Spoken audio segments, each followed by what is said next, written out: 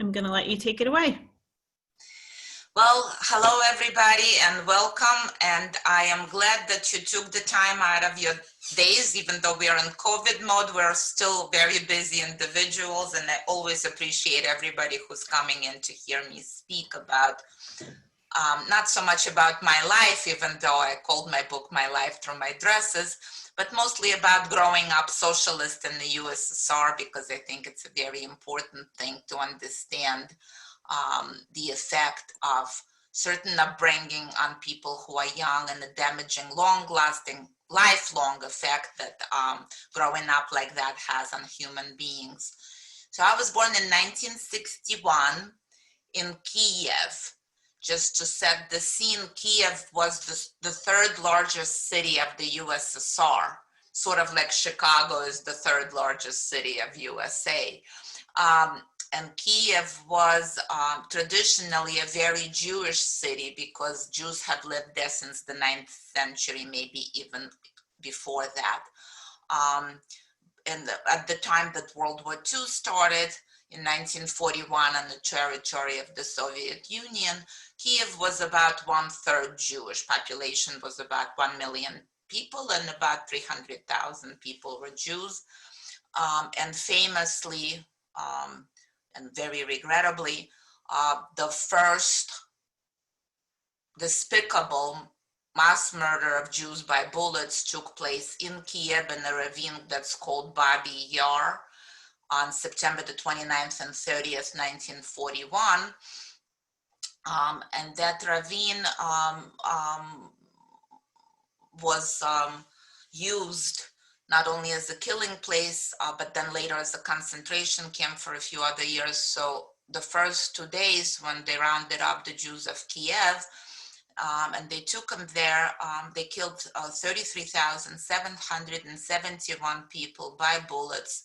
They did not waste the bullets on the children, of course. They just basically threw them into that ravine with the mothers and grandmothers. So I was born 15 years after the end of World War II. And growing up, the first time I heard the word kike, I was 4 years old. I was in my day school.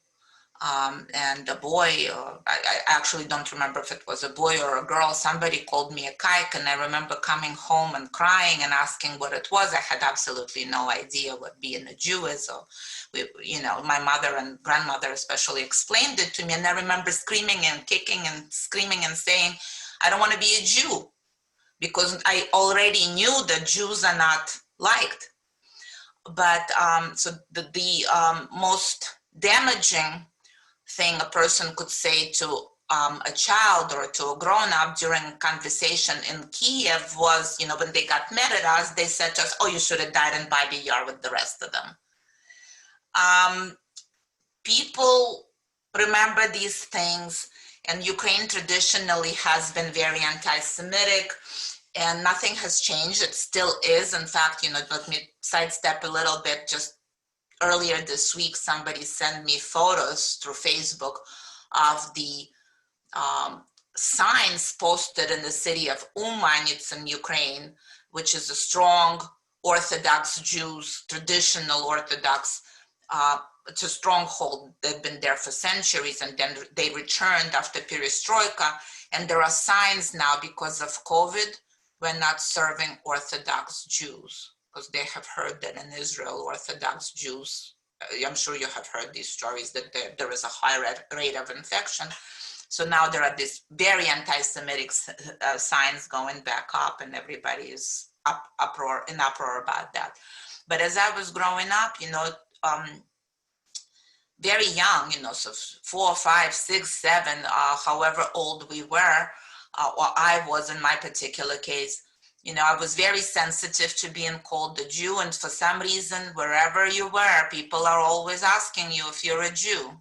I don't know why it was that important in certain places, but certainly, like even when you went to summer camps, to school, everywhere it was marked that you were a Jew, and as soon as everybody in your class heard it, they were laughing and they were mean about it, pretty mean. Then they wouldn't want to friend you. then they called you dirty Jew, then they called you, the traditional series of slurs that you have in English. We've had them, of course, in Russian. And no matter how assimilated families got, and I only equate it now with being a cultural Jew this current time, we were all without religion because no person in the USSR was allowed to practice religion. So I had no idea what Jewish holidays were, what Jewish traditions were. I knew nothing about Judaism at all. But yet I was being hated for being a Jew because that was the stamp in my birth certificate and later on in my passport. And for some reason, you had to be identified as a Jew. So the first time I remember gaining any knowledge about Judaism is when my best friend in school, this is third grade, and my best friend was a combination. She was half Russian, half Ukrainian, and her parents came from, kind of noble descent, that they were hiding because also, not only Jews were persecuted in the Soviet Union, people who came from aristocratic titles or other connections to the previous government, which was the Tsarist Russia, they were also persecuted. So I remember she called me a kike on the way home from school. I don't remember why, but her father got wind of that. I don't remember how he knew. And he came to our house, to our apartment rather, to apologize to me and my mother for not raising his daughter correctly. And then, she was my best friend, so I was always hanging out at their apartment. So he invited me specially, and he was the first person, and I was 10 years old, he was the first person to explain to me about Jesus Christ. And he said to me something I will never forget. He said to me that only people who are not true Christians will call Jews dirty names because they don't remember that their God was a Jew. And that was the first I heard of God, because God was taken out completely and God was replaced by Marx and Lenin, especially by Lenin. Lenin's portrait hang in every classroom. Lenin's portraits hang everywhere in the stores and the offices. Marx was there a lot too. Engels was there a lot also. When my mom was growing up, of course, Stalin was everywhere, but then, that cultural, the cult ended. The cult of Stalin ended in the 60s, just as I was a little baby. And they removed Stalin and discredited his entire cult. So we heard nothing of Stalin, and they actually reprogrammed people by telling them that all these achievements that they were under Stalin, they were crediting these achievements to certain people. Now they were rewriting history and telling us, no, these achievements were made by other people. So for example, like I'll give you my favorite example as the invention of the radio, which the whole world knows was invented by Marconi. Russians said, no, we invented that. And, and a lot of anything was invented by a Jew, they of course would say no, and Russians invented that. So they were revising history. And as a small child, you don't know that because you subscribe to the general euphoria. You sing songs in the day school, you sing songs with the, whatever the songs that they were teaching us the first several grades of school.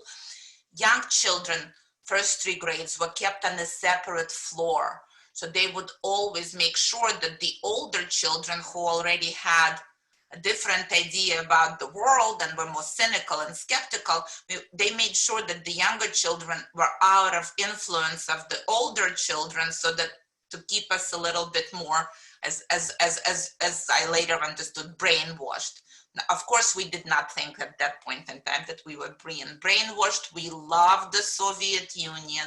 We loved the idea of socialism because we were socialists and we were being raised to become communists, as we were going to reach communism by the year 2000. Every time I speak to people about it, so now as I'm going to speak to about it, I get teary-eyed, because as a child, this was my like what American dreams is to an American immigrant. This was our Soviet dream. So I remember hearing this from my first grade teacher, and she was explaining how we would go under this beautiful arch and it would be communism and we would get everything that we would want and ask for, and it would just, all the people will be living in peace, happy, there will never be any wars. This was around the 1967 war.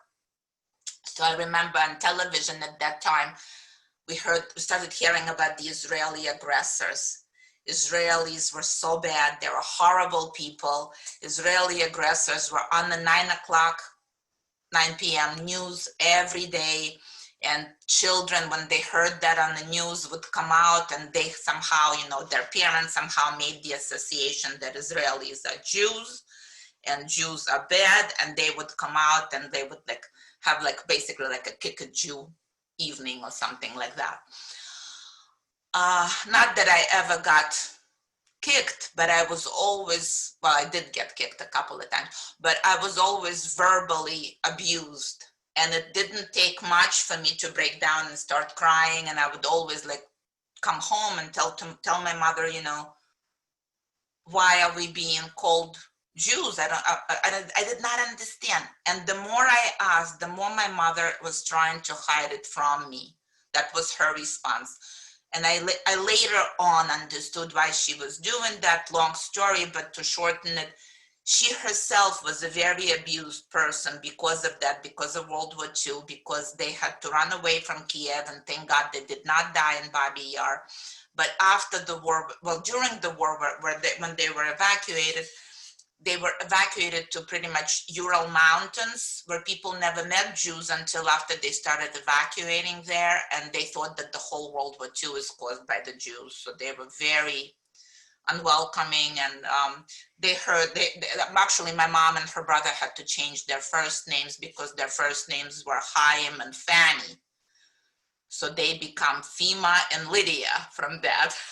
And then they did it because on the way to the first day of school, they heard the kids saying that they will be beating the Jews. So they thought very quickly they did not have a particularly Jewish last name. And from that point on, my mom was 9 years old when that is happening. From that point on, my mom was always trying to hide the fact that we were Jews.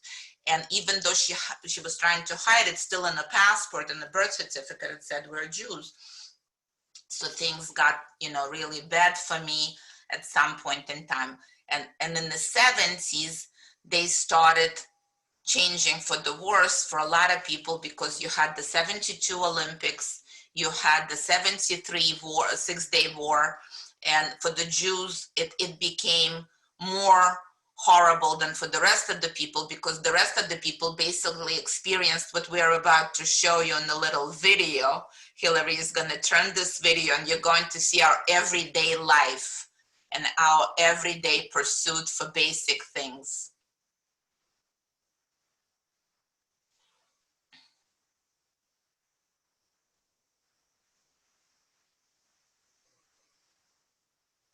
So can you still hear me, I hope? Yeah, so these are the regular stores and the regular transport, and these are the people of Kiev. This is how clean the buses were.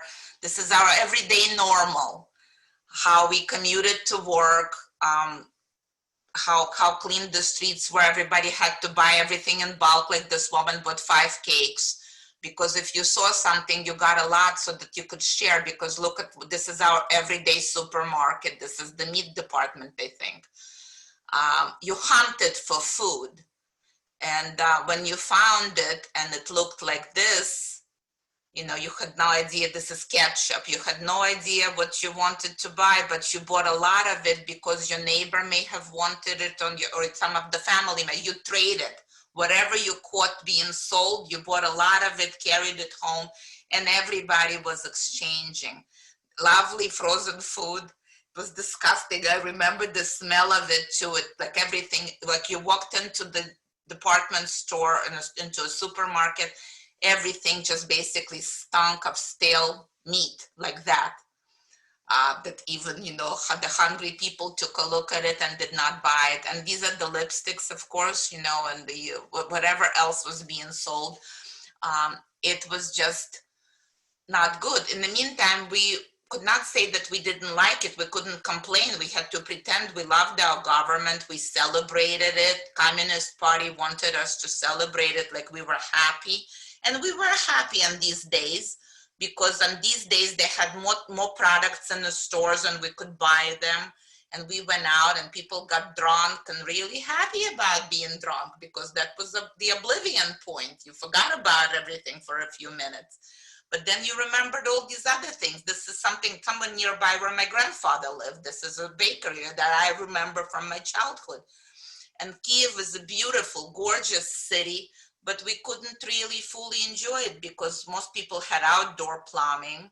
Most people had still no telephones. In early 70s, there were still no telephones or there were party lines.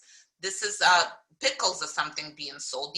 Everybody looked the same, not only at graduation, but at all occasions, because if there were dresses being sold on the street, you drove by, you saw a line, you joined the line, and you bought 5, 10 dresses, whatever you had the money for at that moment in time. Everybody carried a lot of cash with them so that if they saw something being sold, they would buy it. Nobody smiled because there's nothing to smile about. Sometimes we laughed because people do laugh even in dire circumstances, but nobody was happy. Your sole purpose was procurement, and the better connection you had to procurement, the better off you were. So nobody believed in communism anymore. People just joined the Communist Party to get better procurement, but they still indoctrinated the young because that was the way, you couldn't avoid it. That was the way of living. And this woman looked just like my mom. And, I was like one of these women. I was 17 and 18 years old, and I was starting to realize that I'm going to have to spend all of my life like this, waiting on lines. Happy video, isn't it? Good images, right? Horrible. So I actually got, even before I turned 17, I got a glimpse into Europe because of my pen pal in Poland. They came to visit us from Poland because they were looking for gold. Poland had no gold, or it was very expensive. So her father, we were 13 at the time, her father devised this scheme without telling us that they would come to Kiev, which is the 3rd largest city in the USSR. They came to Kiev from Poland, and they took me with them as a translator, basically, and we were buying gold. I got such education in jewelry from their 4-day, 3-day visit, however long, 4 days I think they stayed. And at the end of this visit, they stayed with us in our apartment. I had to go register them with the authorities because you couldn't have somebody unregistered. Everybody had to be registered where they lived. You couldn't move from one city to another. And then when they came to visit, I had to go register our foreign relatives from Poland who came to stay with us for a few days. And life is very providential, I think. There are miracles all over the place. So there was a miracle my family did not die in the Babi Yar. There was a miracle my family wasn't transported to Siberia in the 50s because Stalin wanted to move all Jews from the eastern part of Russia, or USSR, to Siberia, actually to the far end of Siberia, to Vladivostok, like region there, to a city called Birobidzhan, where if we got there alive, I would have been born there. But it didn't happen because Stalin died. And then these people came to us from Poland and the 4th day, the last day that they were with us, he said to my mom, we heard that there are lots of Jews in Kiev. We would like to see a Jew. We've never seen a Jew. And my mom thought about it for a second, and I remember being very proud of her. Well, I don't remember if I was proud, but I later understood I was proud. And my mom said, but you've been living with us for 4 days. And my mom said we will never hear from them again. Wrong, they invited us to go to Poland, and the following year we went. And when we went to Poland, I tell it to people, it was from, like, you know, the Wizard of Oz, when you're going from black and white into colorized. That was the experience that I had, because things were so radically different from like USSR, which is the best country in the world, to this like little thing of Poland. That, you know, I got to try Coca-Cola for the very first time. I only heard about it before. I got to try, you know, different things. Jeans were being sold on every corner. We couldn't even afford to buy them because they were 10 times my mother's monthly salary.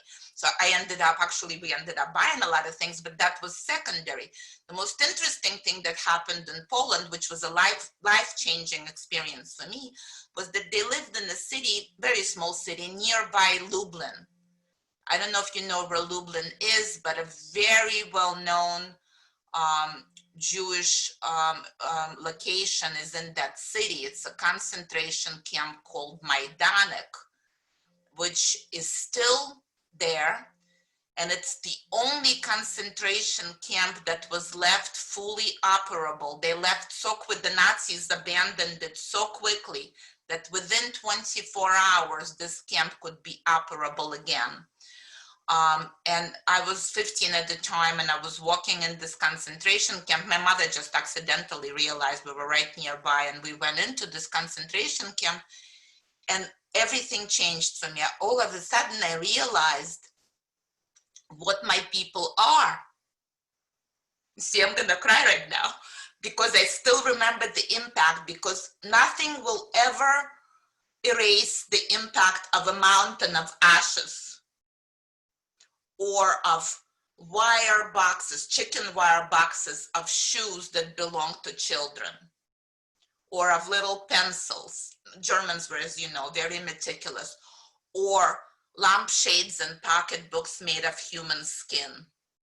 And then when I returned to my classmates in Kiev, and my teacher asked me to make a presentation for my class, and I got up and in front of my class, and I was like a private pastor of my class. I was like in charge of these children, because I was a good little, leader, and I always like rounded up my classmates, and I was leading them through whatever the functions of the young Soviet youth were, making them good communists eventually.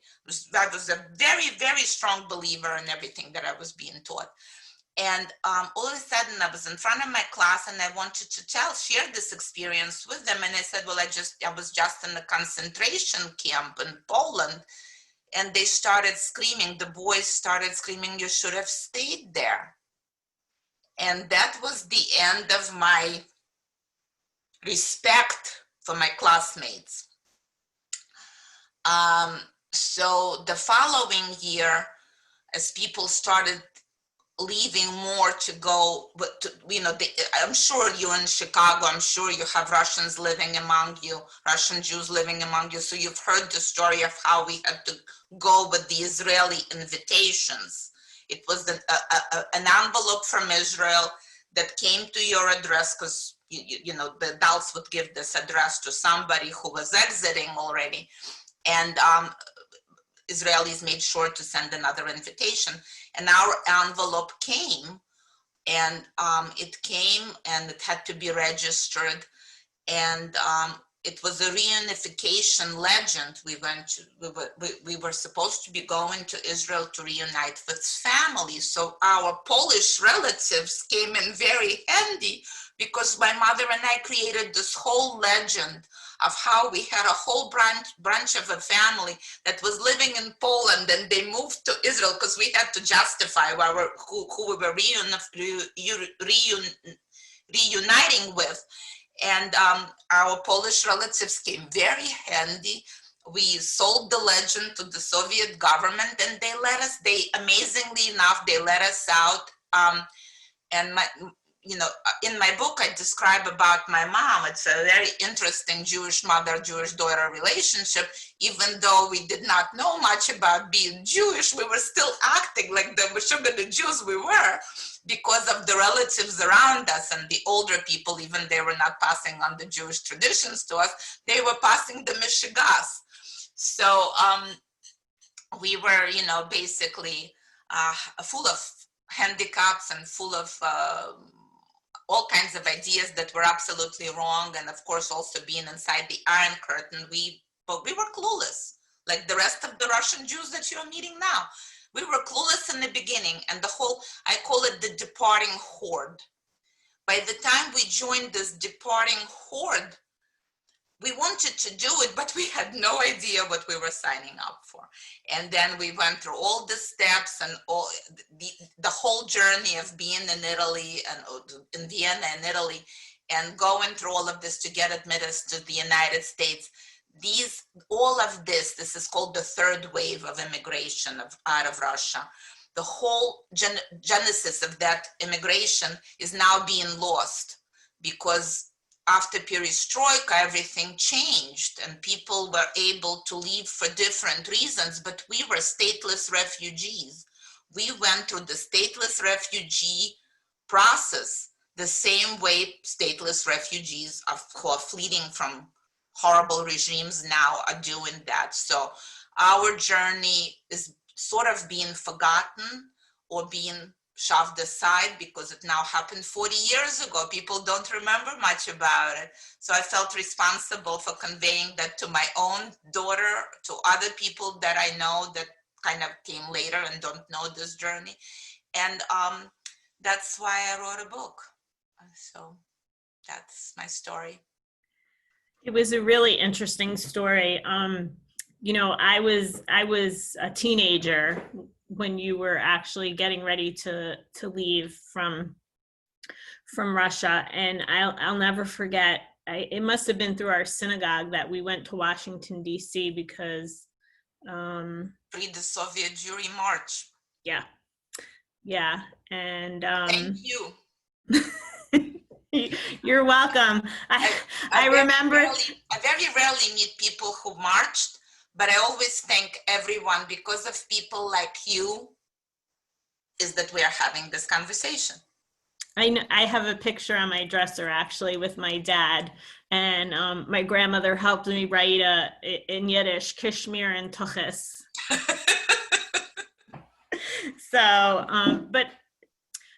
So why put this story of leaving Russia and really your relationship with your mother in writing? Like, what inspired you to do that? Well, I always kind of, I'm a writer who hasn't had much published, but I have been writing since I was 5 years old. Actually, 5 years old was when I did my first poem. And when we were leaving the USSR, I unfortunately had to throw away all of the writing that I did as a child or as a young woman, because we were not allowed to bring anything handwritten with us or typewritten. We were not allowed anything at all, not even an address book. So when I first came to America, obviously I had different challenges. I could not write in English. I only knew about 100 words. And I was 18, I had to go to college and learn English, and then I had to earn a living.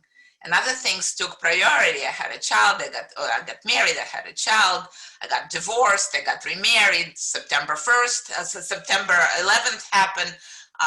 Things got really messy and crazy for everybody, not only me, but all of these things pulled me away from accomplishing what I've always wanted to do. I always wanted to become a writer, and I always knew I was going to become a teacher. I couldn't become a teacher in America because I felt that my English wasn't strong enough in the beginning, and then I kind of, decided not to do it. And then I became a teacher, and I was teaching at Bramson Ort. Do you know what Ort America is? World Ort. So I was Dean of Administration for Ort America in New York City's offices. It's all closed now where I was. And I was in charge of all of Bramson Ort schools throughout the United States, including the Chicago Zaram Goldie Center. So, which I think, is Zaram Goldie still open? Because I don't think it is. I think the only one that's still open is the one in LA. So ultimately, I taught accounting. I'm a CPA. I'm not practicing, but I'm still a CPA. So I became a CPA, and then I became a teacher. Then I became the dean, and then I was doing all these other things, and writing kind of gets shoved aside. And then I had a conversation with my daughter in 2015 about the election, and my daughter and I have different political views, which is now a commonplace. And my views are very anti-socialism. And my daughter wanted to vote for Bernie Sanders, which most of American youth now, they support the socialism idea. So I decided, if there was a time for me to do it, it's now, because this is an entire story that is stemming from socialism, is stemming from learning what Marxism and socialism really are, not from being taught what they are, because these are all ideas that ideologically, they're just so beautiful. I can never forget that sign that says communism. It's sparkling. We're going to have everything. And then living like what I just showed you. There is such huge disparity between words people sell you and the practice with which you and your children and your grandchildren will have to actually live. So I figured it was time to actually get off my behind and complete it. And then there is this whole big challenge of publishing it. So, it's one thing to write a book, another thing to publish it, and it's a whole big process. Yeah. I'm glad you shared it, because again, growing up at the time that you were getting ready to leave, it brought back some things that, we had been learning and people were talking about. So, your grandparents also kind of didn't acknowledge the fact that you were Jewish? Is that?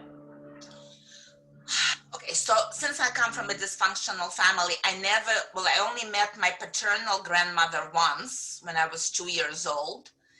And then she never wanted to know who I am. And that branch of my family actually is the one that's living in Chicago now.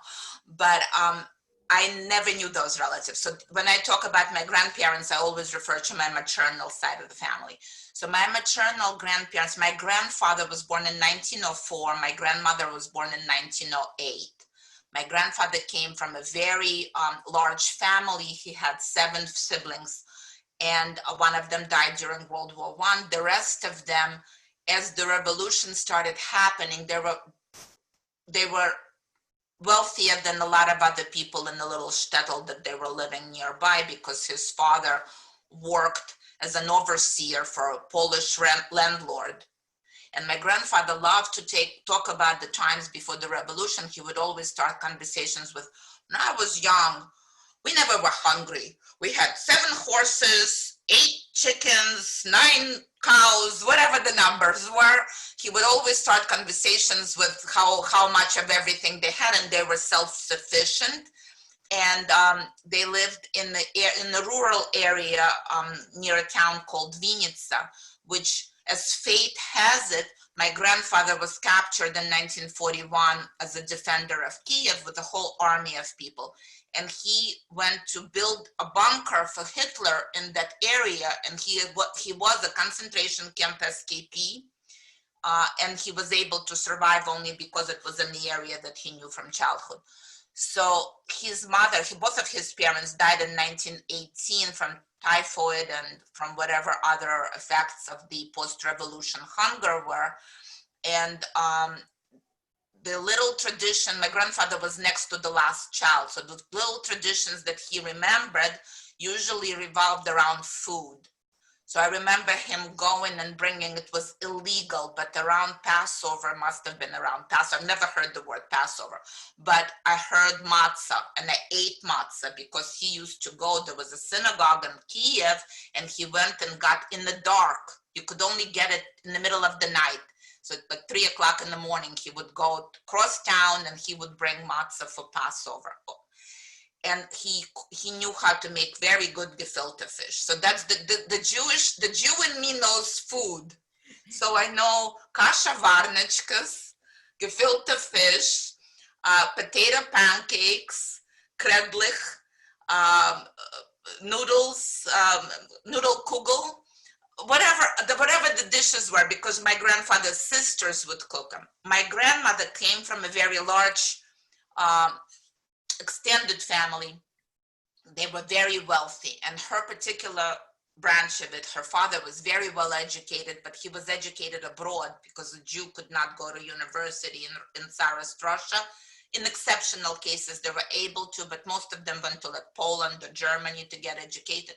So he went, got educated, came back, and he couldn't work as an attorney or whatever his degree was because he was a Jew, so he couldn't practice his profession. So he went to work for a family business, and they had a house, they had a brick house outside of the town where they lived on the outskirt there. And my most vivid memory of my grandmother's stories is when there was a pogrom. First, her father was, after the revolution, her father was chased, and he almost was captured by the bandits, and then he just walked into the house and said that he was chased, and he died right in front of the children. Shortly after, their Shabbos Goy, I did not know words like this then, but my grandmother told me that there was a woman named Marusia, which is a Ukrainian name, so I knew she was not Jewish, who came and helped them. So I figured later on, when I grew up and I got educated and in things Jewish, that she was their Shabbos Goy. So she came to warn them that they were coming to burn the house. And my great grandmother ran out, and this was winter time. She had 3 girls. She had 4 altogether, but one was already dead by then. So she had 3 girls. The last one, she was born in 1915, so she's like 2 years old at that time. So she wrapped her up in some blanket, and they put whatever the footwear on and the coats, and they had their nightgowns, and they just basically escaped out of the back window of the houses. The people were coming into the front. So everything was destroyed. And they walked through the snow, they got to the relatives in town, whatever. They lived. But my great grandmother came back to town after the pogroms died down. She came to town to sell the house. But we're now, you have to imagine Ukraine in 1918. It's a very unstable. Anarchy was horrible. All these rioting that we witnessed this summer were nothing in comparison to the actual situation. It was uncontrollable in Ukraine for 4 years. Governments changed almost every day. So my great grandmother goes to the town where they were living, sells the house, gets a suitcase of money, brings it back to the town the next town where she's now living with her relatives in a shed. And the governments changed, and that government where the money was from never came back again. So my great grandmother pasted all the holes in the shed with the paper money she received for her house, and that's how they were able to keep warm, and they burnt it in a little. So the Jewish stories, the Judaism that I am growing up with is we're persecuted, we are hated because we're Jewish, but we eat very well. But we could get our hands on the food. That's what I spent the morning doing. Gefilte fish, soup, matzo balls, kugel. So yeah, I mean, we do celebrate what it means to be Jewish through food for sure. So you said you had a very difficult relationship with your mom. You came from a dysfunctional family. Do you think that your mom growing up in a communist country played to this lack of a relationship, or was there something else that? It's complicated, but definitely the short answer to this is absolutely. My mom was her generation was more brainwashed, and the way that my grandmother, the same one that I'm talking about, when she grew up, she was already like the first graduates of the Soviet school. They were believers in socialism being the liberator for Jews. People ask me often, why is it that so many Jews believe in socialism? Jews believe in socialism because at the time of the emergence of socialism, Jews were being horribly oppressed, especially in the pre-Soviet Russia. They were oppressed and they thought that this was a way to liberation. They were supporting very honorable causes, like, fighting against oppressive regime, like equality, like being treated as equal citizens, being, not having quotas for admissions to universities, for instance, was very important to them. Also not being discriminated against, living in, they were only allowed to live in the Pale of Settlement. And Kiev was a university city, so if you were a doctor, you were allowed to apply for permission to live in a university city, and you could get out from the shtetl. But as I just demonstrated to you with the story of my great-grandfather, he was not allowed to do that, so he ends up living in the Pale of Settlement anyway. So even though he had a degree. So the whole thing about it is my grandmother was a believer in all of this. So she raised her children to be believers. In fact, my grandmother, the only reason she left Kiev in 1941 and the only reason she did not end up in Babi Yar was because right before the war, in May or June of 1941, so for us who are from Soviet Union, the war starts on June the 22nd, 1941. So in the movie theaters in Kiev, there was a reel, how they played little reels before the movies. So there was a reel of the news where my grandmother was agitating for the Young Communist League. She was a big believer in the socialist ideas. And she read all the poetry and she gave it to me. That's why I was a big believer, because I was actually being raised by my grandmother more than by my mother. So she conveyed all of, she sang only the revolutionary songs. She did have, like, I don't know if it was a Torah, but I certainly know it was Hebrew lettering. So whether it was Yiddish or Hebrew, I could not tell you, but she did have two tiny little books, one green, one white. That's all I know. She hid them every time I would catch her reading them. She would hide them from me. So what she actually believed, none of us really know, because she started scribbling her memoirs after she had the first stroke, and she had it at 52, and she lost almost all capacity of her right hand.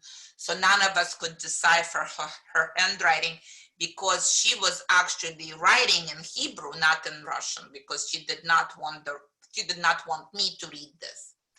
So when she died, we discovered it, but it's gone, it's lost forever. So my mom was the brainwashed product of socialist society, and coming from this whole history of we are persecuted, we are tortured. It's just amazing. My grandfather was also a believer, because at the age of 14, he had to run away. He served for 2 years. He had to fend for himself, and he was in the Donetsk region, which is where the fighting is going on right now in Ukraine, between the Russians and Ukrainians. It's been going on since 2014. He was coal mining. So the way that the coal mined, he was a smaller built man, young boy at that time, 14. So he was being strapped into a wagonette, which was the little thing that they pulled the coal up to the surface. And on his knees all day long, he would crawl up and down with this, whatever the thing on the set of wheels was. And then after that, when he was 16, he lied about his age, and he joined the Red Army, because there was still World War I. And then after that, there was a civil war in Russia, which lasted until 1923, I believe. So he was in the Red Army learning artillery. You know what artillery during World War I is? He was in the back of there was a cart driven by a horse, and he was in the back of the cart with the machine gun. And basically he was shooting at the White Army, because the Red Army was fighting against the White Army. And my grandfather is very proud of his service because he served out under a very, very well-known general. My grandfather was a decorated World War I, Civil War, and World War II hero. So he was very pro that, whatever you call that. This is, they were fighting against the Tsar's regime. And that kind of explains, and it's a complicated explanation, but that kind of explains that their mentality was all pro-socialist, except that we all knew that we were being lied to, because socialism, the way that it's utopian socialism versus practical socialism, are two different things. So you didn't really have a relationship with your dad, and right before we invited everybody onto the call, you said the one and only time you were in Chicago was actually when you came for his funeral. So Yep. Did you have a relationship with him after you moved to the United States? Well, I think that since you read my book, you read that my father actually told me that he was my ex-father, which caused a long time of mental damage in my head. And after I got over it, and I actually never got over it, to tell you the truth, but I've forgiven him for it, because he had left such horrible role modeling behind. I actually took it on every man that I was meeting for a while there, including my first husband. I was kind of still, dragging into the relationship. But the relationship with my father, the way that it mapped out was that I think that the best thing he ever did for me was not to be in my life, to remove himself from my life. And I learned it in the following way. When I had my daughter, my then mother-in-law insisted that I should notify my father, because to her, a dream of becoming grandmother was the most important thing in her life. He felt she should influence me to call him. And I found him through Hayas, which I thought he was in Toledo, but turned out he was in Chicago. And when I found him, I was so happy to call him, not happy, but I was like nervous to call him. And I planned how I was going to, and this is for years I planned this, that one day, because he said he's my ex-father, I was gonna call him and tell him this is your ex-daughter calling. So I called them, and my name is Marina Berkovich. So I said, hello, my name is Marina Berkovich. I'm your ex-daughter. But turns out he knew 3 other women whose names were Marina Berkovich.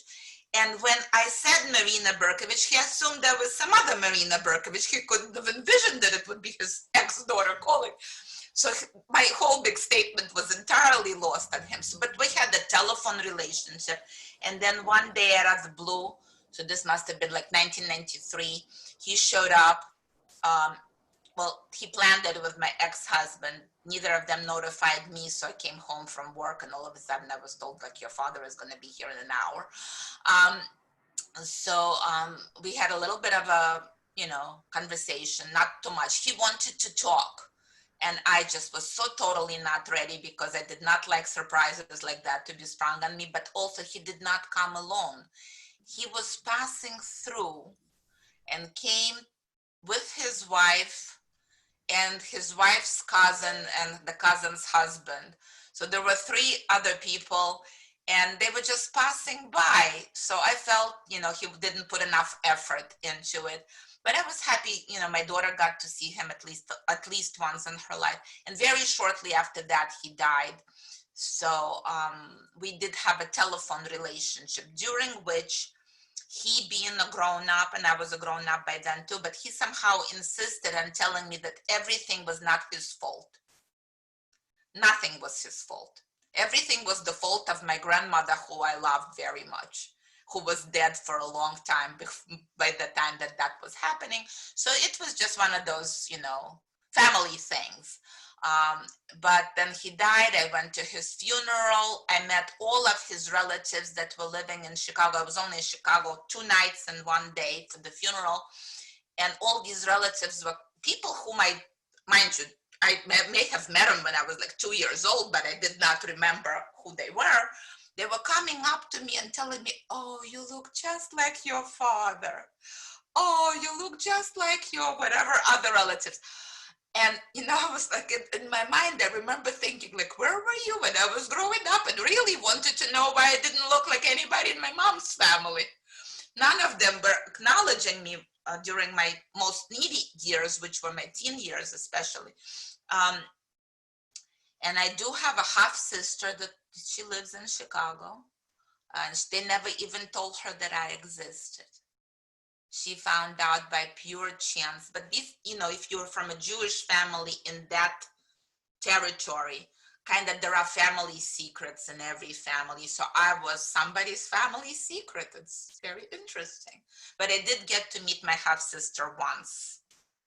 And her name is no longer Berkovich. She has married the Filipino man, and she had 3 children last time I heard.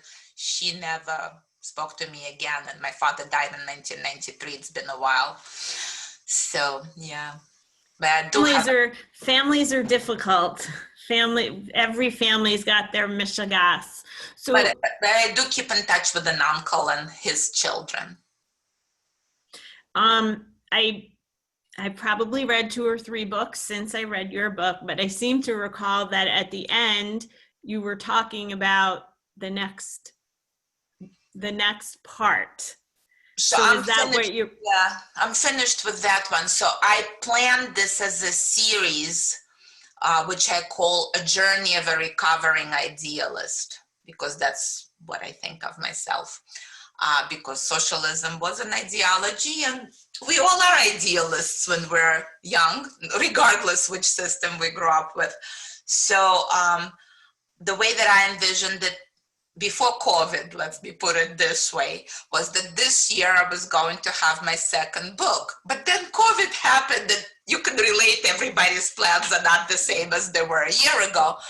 So I decided to, I now have 2 versions of the same book. One is a continuation of the series that I started with My Life Through My Dresses. And it's about the first few years of me coming to New York as a fresh off the boat immigrant, which is a very interesting journey in itself. And you are who are not first generation immigrants will probably be shocked to learn some of these things, even though you know a lot of fresh immigrants. Even though if you know like 100 people who just of my type of immigration, there are still some shocking revelations in there that I think are important. And parallel to that, I now kind of sort of conceived of a different series that starts with that book. So I had to rewrite it to start a new series. So I'm shopping for an agent and a publisher for that one at the moment. But that's not going to be a continuation on that. The whole writing idea actually began when I was in college, well, in the United States, in English, began when I was in college, and I wanted to document my grandparents' story because their story is novel worthy. And I still have not decided. I do want to tell the 3rd book in my planned series, of A Journey of a Recovering Idealist, was to tell their life through their dresses. And I still want to do that, but I am starting to work on the novel, which I started on when I was in college in 1984 or 5. I've written the first little part of it, and I was told I should do it. I actually shopped it around years later to an agency. They said, oh, you're going to be our next Danielle Steele, scared the bejesus out of me, and never pursued it until, like I said, until I felt that my daughter needed it. This was really fascinating. If you haven't read the book, please check it out, because it's just really, really interesting. And for a lot of us, we don't know the stories. We only know that we were supposed to be supporting Soviet Jewry and making sure that you guys were okay. And so a great book. I'm looking forward to whatever comes next, the series, a different book. Thank you so much, Marina. We really appreciate your time. Everyone, thank you for joining us. On behalf of my colleagues in JCC Chicago, we want to wish you a healthy and a happy 5781. We should put 5780 behind us and move on. So thank you so much for joining us. Be well. We have more stuff coming up next week. Visit jccchicago.org. And again, thank you, Marina. Wishing you all the best. So very much, and Happy New Year. Shana Tova to everybody. Thank you. Thank you. Bye-bye, everyone. Bye-bye. Thank you.